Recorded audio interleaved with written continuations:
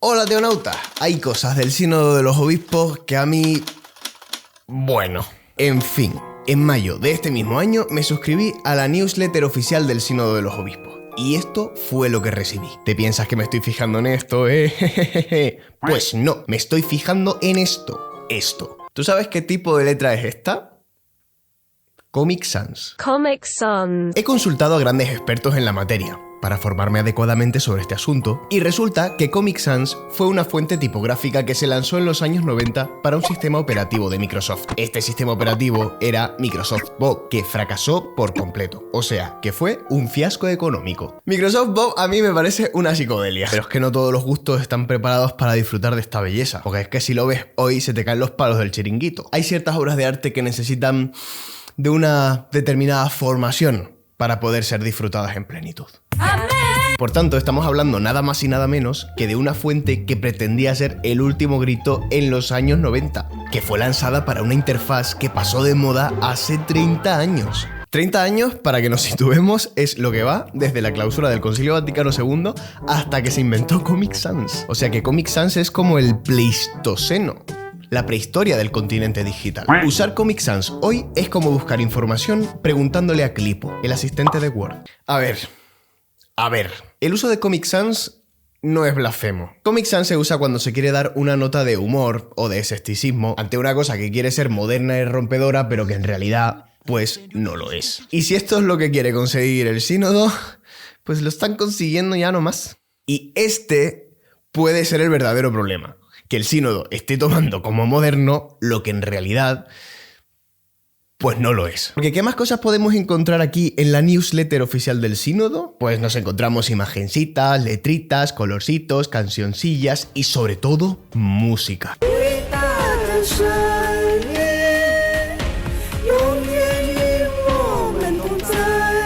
Mucha música, como este single llamado Virgen de la Sinodalidad, de una cantautora de España a la que yo personalmente ya me he suscrito con los ojos cerrados. María la que rompe tradiciones, Virgen de la Sinodalidad. No digo que el estilico de las canciones que promociona la newsletter oficial del sínodo no esté bien, no digo ni siquiera que no me guste, digo que no sé si este estilo de música se corresponde con la intención primordial de este sínodo de los obispos, porque ¿con esto queremos dar sensación de modernidad? No te pienses que yo estoy contra el sínodo, porque no lo estoy. Yo lo que quiero es que sea un sínodo acogedor de verdad, que incluya todas las sensibilidades, incluso las inesperadas para la organización del sínodo. No sé si me explico. Yo me pregunto, si este sínodo quiere acoger a todas las sensibilidades, ¿realmente van a estar acogidos aquellos jóvenes que conciben que la renovación de la Iglesia pasa por un redescubrimiento de la tradición y de su identidad contracultural? ¿También esa minoría va a ser escogida o solo es un sínodo para minorías selectas? Y esto teniendo en cuenta que es una minoría sobre todo de jóvenes que es cada día mayor. Es una minoría creciente en la Iglesia. Y esta cosa que te digo, te la digo con conocimiento de causa. A mí, personalmente, me llamaron para el sínodo de los influencers. Pero respondiendo a las encuestas de este sínodo, me di cuenta de que de alguna manera ya se esperaba que era lo que yo tenía que responder. Me pasó que me di cuenta que en algunas preguntas de los cuestionarios, todas las respuestas posibles iban en realidad en una única dirección. ¿Hay respuestas preestablecidas en el sínodo?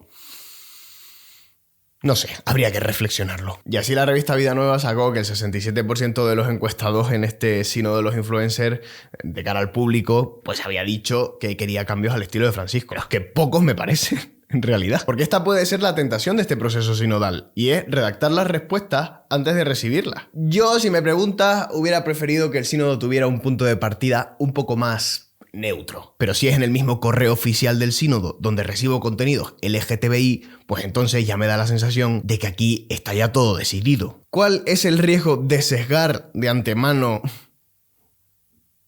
la expectativa de las respuestas que vamos a recibir? Pues que al final solo participarán en el sínodo los que estén de acuerdo precisamente con los resultados que se persiguen de antemano, como en el referéndum independentista de Cataluña, que al final la mayoría que participó fue precisamente la que quería la independencia, porque la otra no votó. A eso me refiero. Quizá alguien me criticará por poner esta nota crítica con respecto al sínodo, pero es que no puedes convocar un sínodo y pretender que nadie critique nada, porque para eso es un sínodo. Yo tengo la conciencia muy tranquila al hacer este vídeo, porque concibo que un sínodo es precisamente el lugar del diálogo, del debate, e incluso de la confrontación, porque entonces, ¿para qué lo convoca? Eso sí, la discusión tiene que ser honesta, verdadera, no ideológica, ni superficial. Por eso precisamente hago este vídeo, y nadie puede decirme que voy contra el sínodo, porque yo con el sínodo voy a tope, pero creo que este sínodo debería ser lo más honesto, verdadero y fiel posible a un correcto concepto de sinodalidad. Porque si el lema del sínodo es la escucha,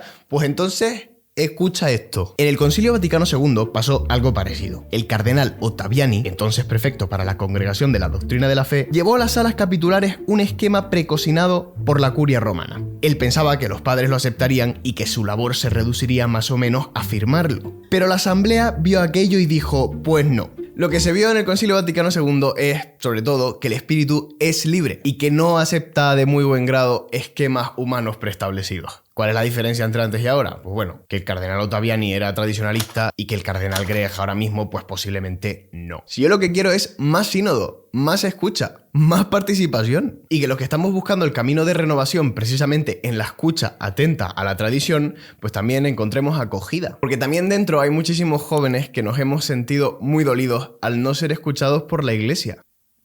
Aunque no es la manera en la que se suele pensar, que los que siguen este canal pues lo saben muy bien. Así que nada, que Dios nos conduzca a la verdad que viene de Él, no a la verdad que construimos nosotros. Amén.